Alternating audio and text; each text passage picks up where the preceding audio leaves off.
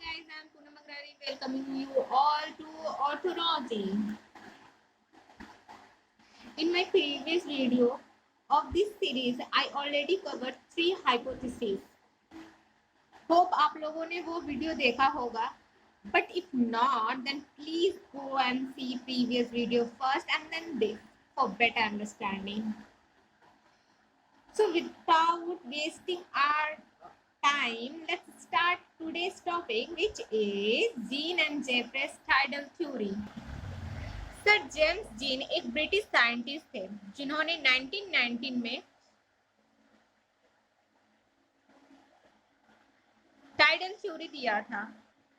ये tidal theory ड्यूअलिस्टिक concept पे based है.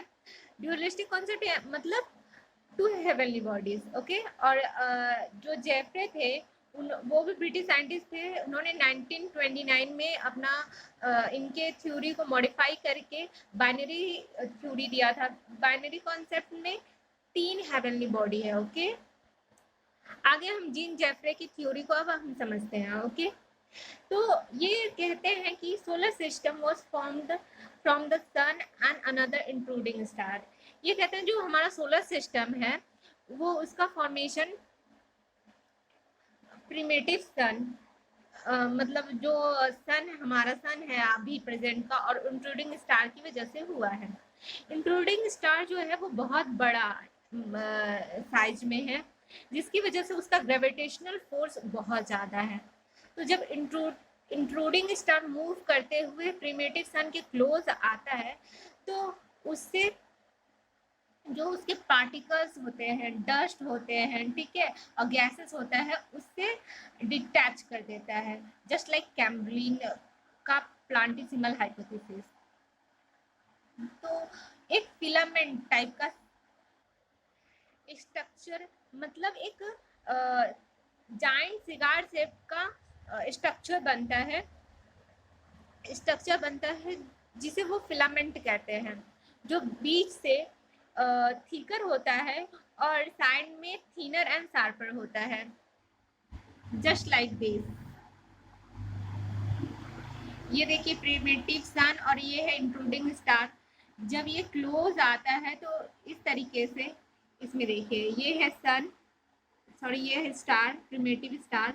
ये जब ऐसे इसका जो पावर लगता है इसकी वजह से ये देखिए यहाँ पे सिगार शेप में ये इससे सन से डिटैच्ड हो रहा है. ठीक है. यहाँ पे सन से ये फिलामेंट डिटैच होके बाहर एक मतलब सिगार शेप में बन गया जिसे ये फिलामेंट कहते हैं. ठीक है. यहाँ पे देखिए फिर क्या होता है, ये सिगार शेप ये जब इस तरीके से आता है तो फिर ये टूट जाते हैं कूलिंग के वजह से. ये टूट जाते हैं और एक डिफरेंट प्लैनेट में ये बन जाते हैं. ठीक है.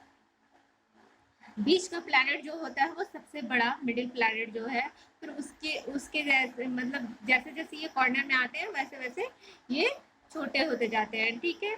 और बीच वाला जो मिडिल में रहता है वो सबसे बड़ा, और फिर ऐसे इधर भी होता है. ऐसे 9 प्लैनेट का फॉर्मेशन होता है, ये कहते हैं अपने थ्योरी में.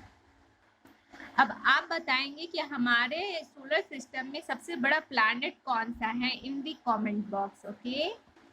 तो इस तरह ये अब तक का सबसे सक्सेसफुल एक्सेप्टेबल थ्योरी देते हैं.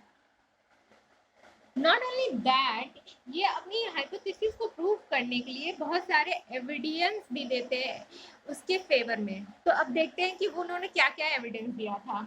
पहला, shape and ordering of the planet. ठीक है. तो वो सभी प्लैनेट के शेप के बारे में बताते हैं कि कौन सा प्लैनेट छोटा है, कौन सा प्लैनेट बड़ा है और वो किस ऑर्डर में है. जैसे मिडिल प्लैनेट जो है वो सबसे बड़ा है, जो कॉर्नर में जैसे ही थिनर प्लेस पे आया, ठीक है, वो सबसे छोटा है. फिर ordering and arrangement of satellites के भी बारे में बताते हैं कि इस प्लैनेट का इतना सैटेलाइट है और किस ऑर्डर में है. और फिर number and size of satellite के बारे में भी बताते हैं कि किस प्लैनेट के कितने सैटेलाइट्स हैं और उनका साइज क्या है. फिर rotation, revolution and inclination of the planet axis के बारे में भी बताते हैं कि किसी भी प्लैनेट का जो रोटेशन है या रिवोल्यूशन है कितना टाइम लेता है अपने रोटेशन एंड रिवोल्यूशन को कंप्लीट करने में। और प्लैनेट का एक्सिस, जैसे हमारा अर्थ टिल्ट है ना, कितने डिग्री पे टिल्ट है, प्लीज डू कमेंट। तो इस तरीके से वो बहुत सारे एविडेंस भी देते हैं अपने हाइपोथेसिस को एज अ थ्योरी प्रूव करने के लिए। अब हम जेफ्रे का टाइडल थ्योरी के बारे में पढ़ेंगे। ये बाइनरी कॉन्सेप्ट पे बेस्ड था, ठीक है। ये मतलब ये बाइनरी कॉन्सेप्ट मतलब ये 3 हेवनली बॉडी के बारे में बात करते हैं, ठीक है। तो पहला है इंट्रूडिंग स्टार, सॉरी प्रिमेटिव सन, दूसरा कंपेनियन स्टार और तीसरा इंट्रूडिंग स्टार है, ठीक है। और इनके हाइपोथेसिस को कोलिजन हाइपोथेसिस भी कहा जाता है। इनके हाइपोथेसिस को कोलिजन हाइपोथेसिस क्यों कहा जाता है, अब इसके बारे में पढ़ते हैं हम आगे, ठीक है। तो क्या होता है, इंट्रूडिंग स्टार जो होता है वो बहुत पावरफुल रहता है, ठीक है। तो वो मूव करता हुआ कंपेनियन स्टार की तरफ जाता है।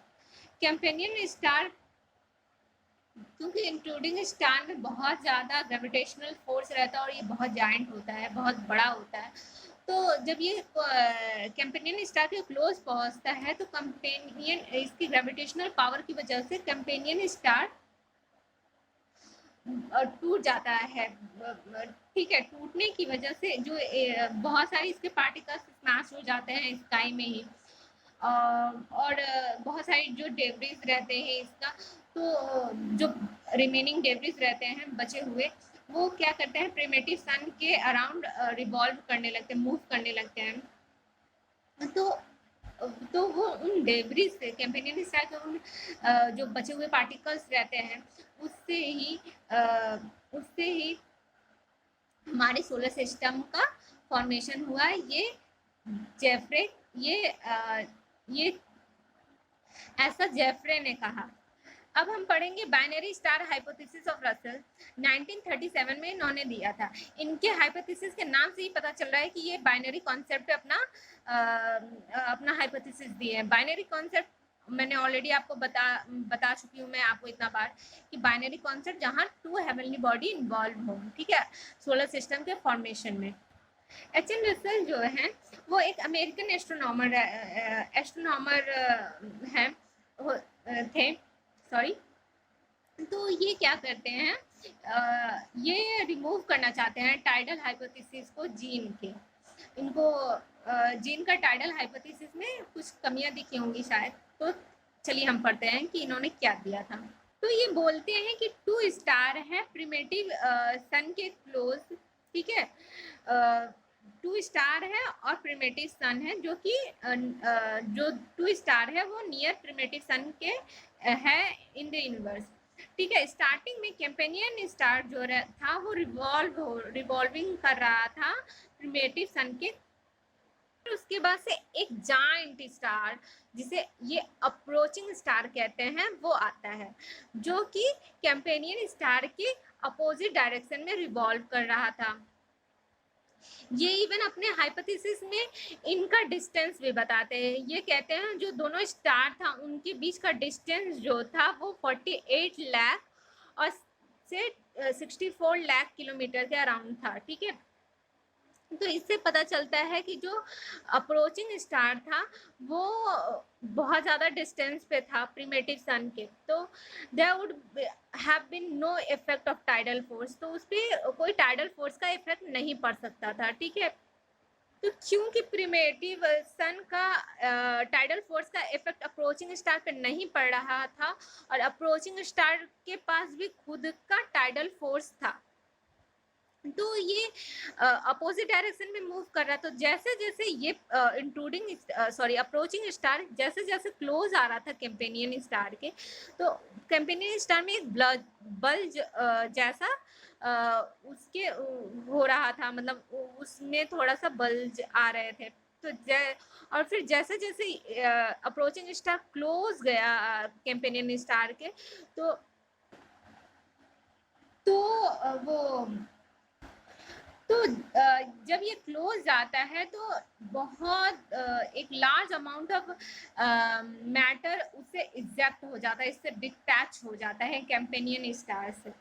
और ये जो मैटर होता है वो धीरे धीरे रिवॉल्व करने लगता है जाइंट के डायरेक्शन में, सॉरी अप्रोचिंग स्टार जो था उस अप्रोचिंग स्टार के डायरेक्शन में ये रिवॉल्व करने लगता है, मतलब कंपेनियन स्टार के अपोजिट डायरेक्शन में ये रिवॉल्व करने लगता है। तो in the beginning the planet might have been nearer to the each other.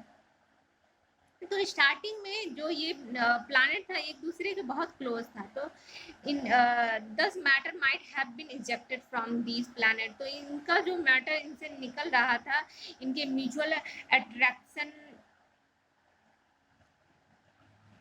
की वजह से, तो जिसकी वजह से सैटेलाइट का फॉर्मेशन हुआ। इनका जो नेचुरल प्लैनेट का जो नेचुरल सैटेलाइट है उनका फॉर्मेशन होता है इसकी वजह से। तो इस तरीके से जो रसल हैं अपने बाइनरी कॉन्सेप्ट से बताते हैं कि कैसे हमारे सोलर सिस्टम का फॉर्मेशन हुआ, कैसे हमारे प्लैनेट्स का फॉर्मेशन हुआ और कैसे उन प्लैनेट्स के सैटेलाइट्स का फॉर्मेशन हुआ। तो आज के लिए इतना ही, और आगे का जो बचा हुआ टॉपिक है वो हम नेक्स्ट वीडियो में कवर करेंगे। तो आपको मेरा आज का क्लास कैसा लगा, आप अपने सजेशन एंड फीडबैक जरूर दीजिएगा in the comment box, and please do like, subscribe and share as much as you can. Oh sorry, I forget to say कि मैंने एक सीरीज लॉन्च किया है जो कि फैक्ट से रिलेटेड है, तो जिसका नाम है डू यू नो। वो प्लेलिस्ट में आप जाके देख सकते हैं, तो आप उसको भी देखिए एंड कमेंट कीजिए कि आपको कैसा लगा वो सीरीज और वो फैक्ट। तो मिलते हैं अपने नेक्स्ट वीडियो में, तब तक के लिए अपना ख्याल रखिए, खुश रहिए, अपने हेल्थ का सबसे ज़्यादा ख्याल रखिए, पढ़ते रहिए, मुस्कुराते रहिए एंड मेरे वीडियो को भर भर कर प्यार देते रहिए। This is Poonam Agarwal signing off, bye bye.